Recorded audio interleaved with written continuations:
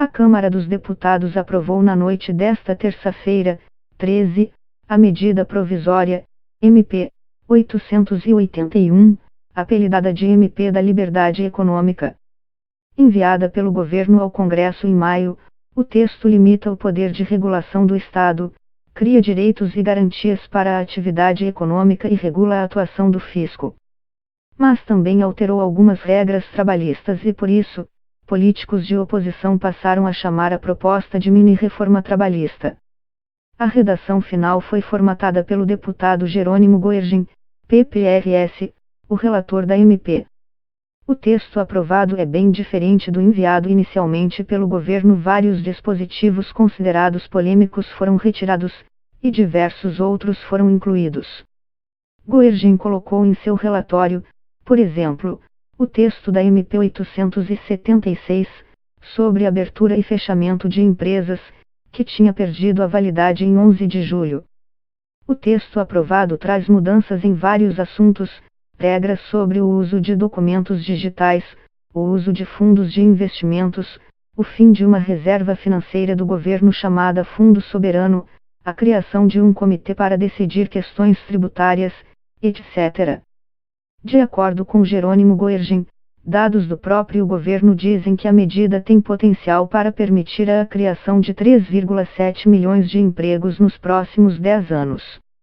O que a nova lei faz é extinguir uma série de burocracias, reduzir o risco e a complicação para produzir no país.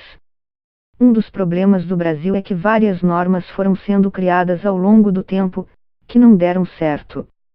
Aí, ao invés de acabar com o que não deu certo, cria-se mais uma regra nova em cima, diz ele.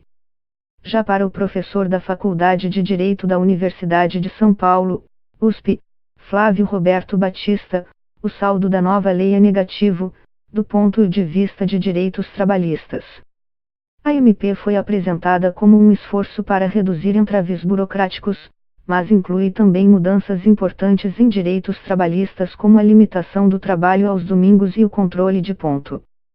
No fim das contas, faz parecer que estes direitos também são meros entraves burocráticos, diz o professor, que é especialista em direito trabalhista e previdenciário. Você mistura questões burocráticas, como o sistema social, de escrituração de obrigações trabalhistas e fiscais, com questões que não são burocráticas, que são direitos.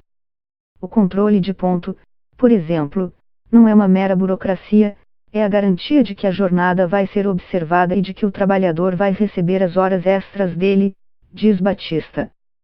Você vai ser obrigado a trabalhar aos domingos. A hora extra vai acabar. Não vai mais existir aquela carteira de trabalho com a capa azul. Essas novas regras começam a valer quando? Na prática, a MP estende para todos os setores da economia a regra que já existe hoje em algumas categorias profissionais, comerciantes, garçons, médicos e jornalistas, por exemplo. Estas pessoas já trabalham aos fins de semana algumas vezes por mês.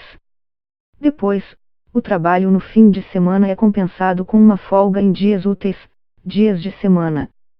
A nova regra determina que o chamado repouso semanal remunerado de 24 horas precisa ser aos domingos pelo menos uma vez a cada 4 semanas.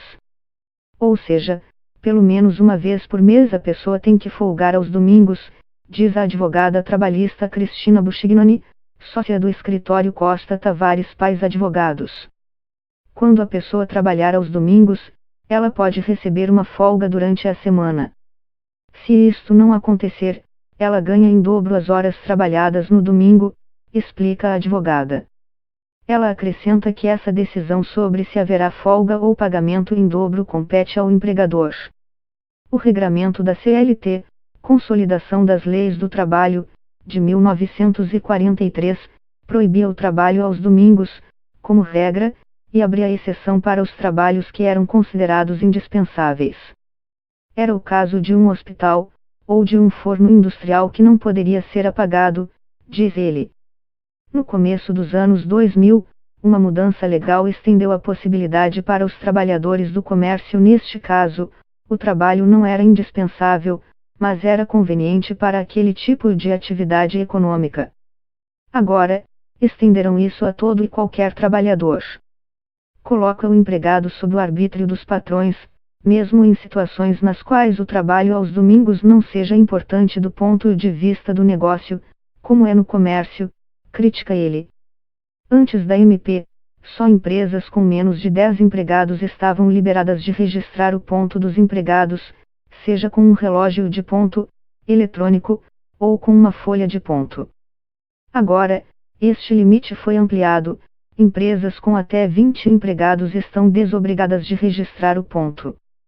Ele só fará isso quando trabalhar além da sua jornada normal, ou em dias fora de sua escala, por exemplo, para fins de recebimento de suas horas extras. Anoto o que é exceção, o que foge da minha jornada normal, diz a advogada trabalhista Bárbara Anacleto, coordenadora da área trabalhista do escritório Nelson Williams e Advogados Associados. O ponto por exceção poderá ser usado quando for acordado em convenção coletiva, pactuado pelos sindicatos dos trabalhadores e dos patrões de determinada categoria numa região, por acordo coletivo, em cada empresa, ou até por um acordo individual do trabalhador com sua empresa. Mas esse acordo individual não poderá ser arbitrário, nem da parte do trabalhador, nem do patrão. Se você quiser fazer dessa forma, terá que fazer com que seu empregador concorde com você, e então formalizar por escrito, diz a advogada Cristina Buscignani. A medida provisória determina que novas carteiras de trabalho sejam emitidas pelo Ministério da Economia preferencialmente em meio eletrônico. A carteira em papel será exceção, mas nada muda, a princípio, para quem já tem a carteira azul. A solução tecnológica ainda precisa ser elaborada pelo Ministério da Economia, que absorveu o antigo Ministério do Trabalho, mas sabe-se que a nova carteira de trabalho eletrônica estará vinculada ao CPF da pessoa. O formato deve ser parecido com o que já existe para a carteira de motorista, a Carteira Nacional de Habilitação, online. Mas atenção, o texto que está em vigor por enquanto é o editado originalmente pelo governo, e não o relatório de Goergen. As novas regras, tais como propostas pelo deputado do PP gaúcho, só entrarão em vigor depois que a medida provisória for aprovada pelo Senado e sancionada por Bolsonaro. O Senado tem até o dia 27 de agosto para aprovar a MP. Caso contrário, ela perde a validade.